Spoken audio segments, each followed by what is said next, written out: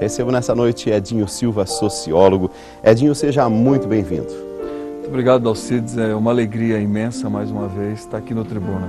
Com o olhar de um sociólogo, vamos fazer uma análise da visita do Papa ao Brasil. A gente já ouviu padres, a gente já ouviu bispos, a gente já ouviu jovens, teólogos, mas nesse momento é bom a gente conversar com um sociólogo. A repercussão da visita do Papa, socialmente falando, no nosso dia a dia, no nosso país, na vida do nosso país. Olha, Dalcides, eu avalio como eu penso que qualquer pessoa que tenha olhado com um olhar sem preconceito, até do ponto de vista com capacidade de análise, com análise científica, eu penso que é um marco para a história brasileira. E tem uma série de coincidências, né, que a gente chama de coincidência, e quem tem fé acredita que é a mão do Espírito Santo. Porque quando foi definida a jornada, nem sequer o Papa Francisco era Papa. Né, ele assumiu uma agenda que havia sido construída pelo Bento XVI.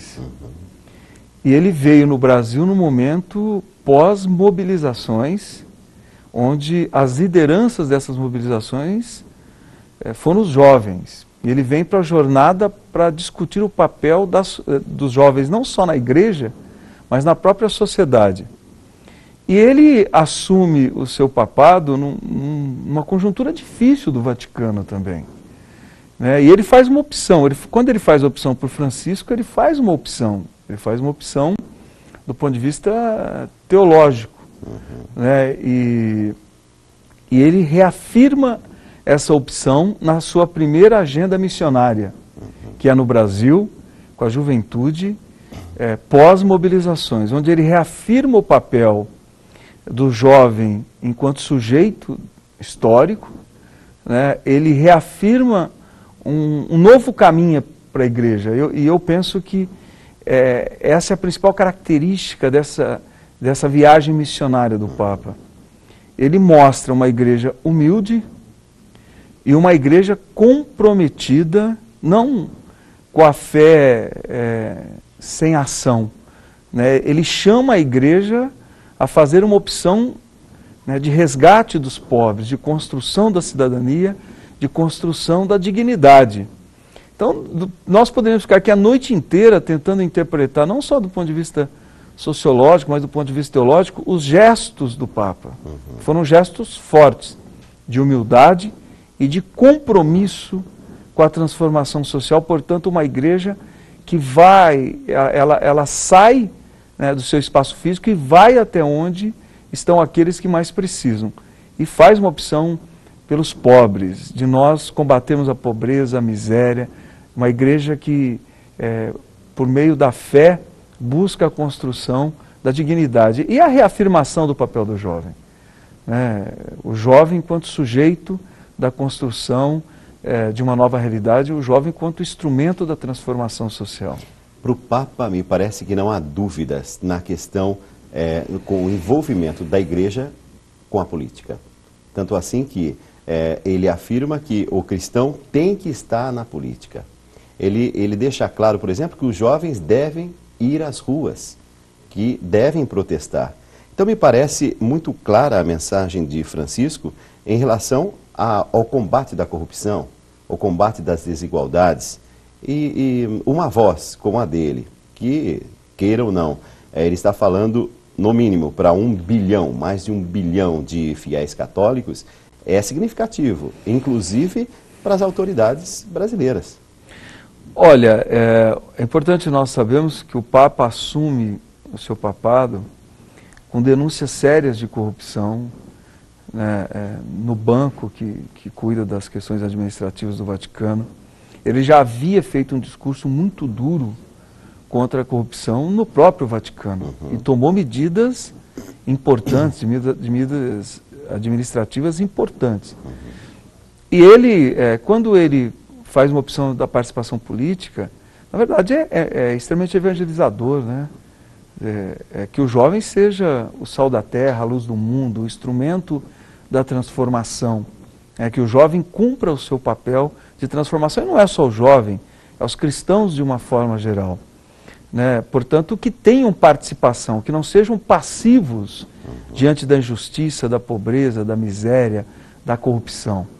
Que o jovem e os cristãos, os católicos, falando para a comunidade católica, possam ter um papel de transformação, um papel transformador. Então, é a ação política na origem, do ponto de vista da ação, não a política partidária, de opção partidária, mas sim de opção de um projeto de mundo, um projeto que combata a pobreza, a miséria, que construa cidadania e não conviva com os desmandos, não conviva com aquilo que o desvio de recursos públicos significa menos dinheiro na saúde, na educação, no combate à pobreza. Tem um outro tópico, um outro ponto que me pareceu muito forte, a insistência que o Papa Francisco fez sobre a questão do diálogo, porque me parece que assim, é algo que ele não quer abrir mão e diz que o caminho é esse. Tanto assim que no Teatro Municipal no Rio de Janeiro, ele diz que é importante o diálogo construtivo. Entre a indiferença egoísta e o protesto violento, há uma opção sempre possível, o diálogo. Diálogo entre as gerações, o diálogo com o povo, a capacidade de dar e receber, permanecendo abertos à verdade. Me parece que a palavra diálogo nunca foi tão enfatizada e a sua necessidade também não.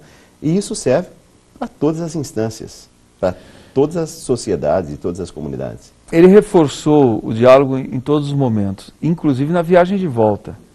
A imprensa divulgou a conversa que ele teve com os jornalistas, quando ele já estava retornando ao Vaticano, onde ele chama também o diálogo entre as religiões, que é muito importante. Ou seja, superando essa coisa quase que primitiva, do ponto de vista das relações sociais, que tem que ter conflito religioso. Que antes da vinda do Papa nós vimos algumas manifestações nesse sentido que preocupou a todos. O Brasil, por exemplo, é um país que convive com a diversidade religiosa. E o Papa chamou para esse diálogo, o diálogo entre as religiões, o diálogo entre aqueles que fazem opção diferente, mas que professam a mesma fé. Então é importante. E ele, quando todos nós ficamos preocupados que durante as mobilizações da juventude, muitos atos de violência. E a fala dele é muito enfática nesse sentido. Não precisa ter esse antagonismo entre a omissão e a violência. O diálogo ainda é o melhor instrumento para a superação de conflitos. Portanto, ele chama para a ação política, para a ação política do ponto de vista da transformação, mas que essa ação seja pautada pelo diálogo, a superação da diferença por meio do diálogo. Eu penso que é uma mensagem teológica fortíssima, é uma mensagem de construção de uma cultura de superação de conflitos. Ao mesmo tempo, a gente percebeu que esse temor que todos nós tínhamos de manifestações com violência, a manifestação em si seria até algo positivo, mas com violência, ali era um prato cheio, como se costuma dizer, porque uma quantidade de 3 milhões de jovens poderia ter sido realmente assim, um momento tenso. Mas o fato de terem acontecido poucas manifestações, inclusive de forma bastante separada desses jovens que estavam participando da jornada, como é que você, como sociólogo, interpreta isso? É muito difícil, pela postura do Papa, um Papa que faz uma opção pela humildade, que abre mão de todas as pompas, de todo o ritual que geralmente cerca um Papa e um chefe de Estado, porque ele é um chefe de Estado. Ele abre mão de tudo isso para fazer gestos de humildade. Não tinha ambiente para mobilização. Inclusive, é importante essa entrevista que ele dá na viagem de volta, que ele faz um balanço. É a visão dele de tudo que aconteceu no Brasil no período que ele estava aqui.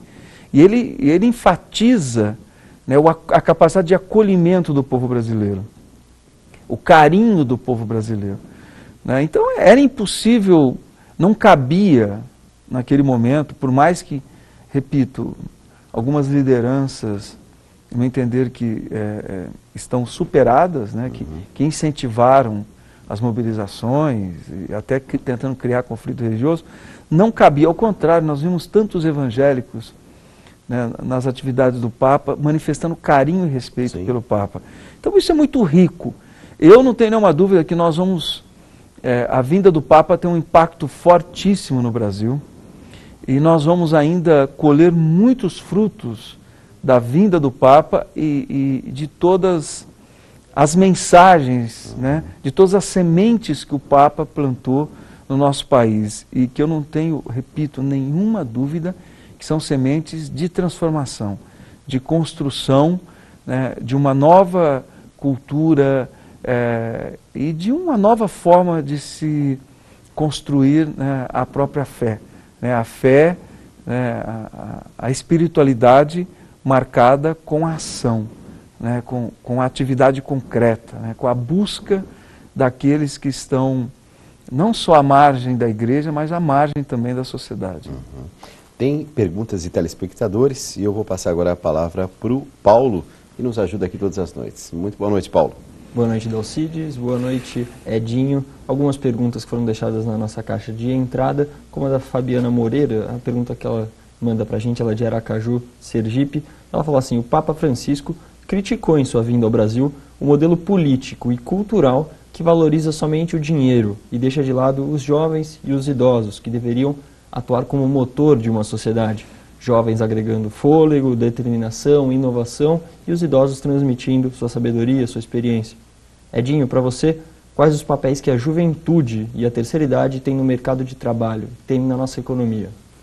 Olha, é uma fala de combate à discriminação, porque são as duas pontas de uma sociedade preconceituosa, que tem preconceito em relação ao jovem e preconceito em relação ao idoso.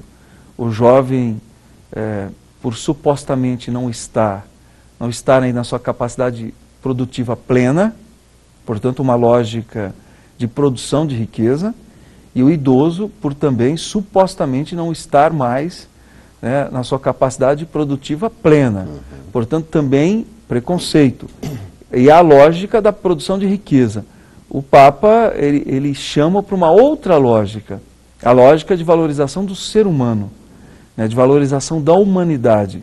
Eu não tenho nenhuma dúvida, inclusive na sociedade moderna, entendendo com modernidade aquilo que nós temos construído hoje, tanto o jovem tem muita capacidade produtiva, né, é só nós olharmos as mobilizações, nós vimos adolescentes com capacidade de liderança, né, e também a população da terceira idade hoje com muita capacidade de produção, com muita capacidade de, inclusive, passar o acúmulo do seu conhecimento.